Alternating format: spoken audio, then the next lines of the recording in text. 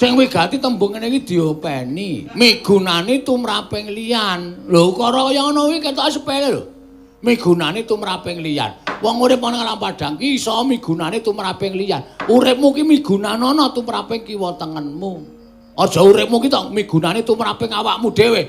Ora ana gunane kowe nang arep alam padang. Isamu apa? Kepinteranmu apa? Tumanjakno kanggo kesenengane wong kiwa tengenmu. Inggih, migunani tumraping liyan. Mekaten. Tasih kathah nggih. Penembahan. Oke, nek gelem taun sae ya oke. Pirang-pirang wis to. Ora usah dadak kepiye-kepiye apa wis, tembung apa? Tuturi andayani. Lho, kuwi ya tembung sepele ning ketoke ora do digatekke. Melu ning mburi ning tetep ndayani. Kuwi ya angel dilakoni. Inggih. Ngono kuwi wae. Inggih. Menawi namung menika janjanipun kula sampun apal. Nanging kula kepengin pikantuk ngelmu saking Sang Penemban langkung saking menika. Kowe urung tekan kowe. Kowe urung iso nampa ngelmuku sing abot-abot. Ngelmuku ki ora sembarangan. Oh inggih. Sadurunge nampa ngelmu kasampurnan saka aku, kowe kuat apa?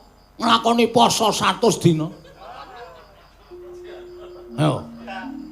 Ora kuat kowe.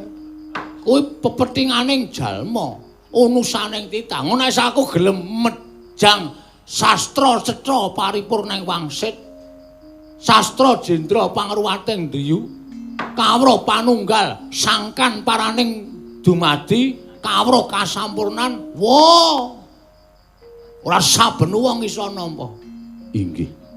Selagine Dewi Suneti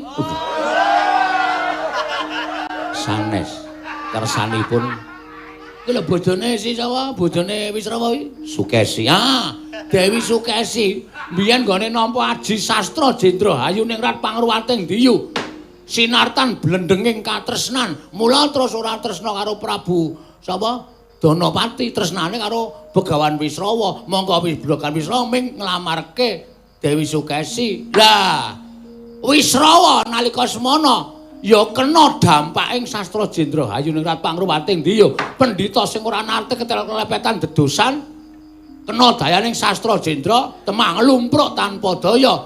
Calon mantu dipek dhewe. Mula terus anak-anak Kumbakarna nuwun sewu.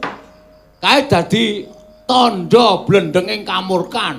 Inggih. Kok anak-anak Rawana? Inggih. Ingkang bajeng menika Rahwana. Heeh.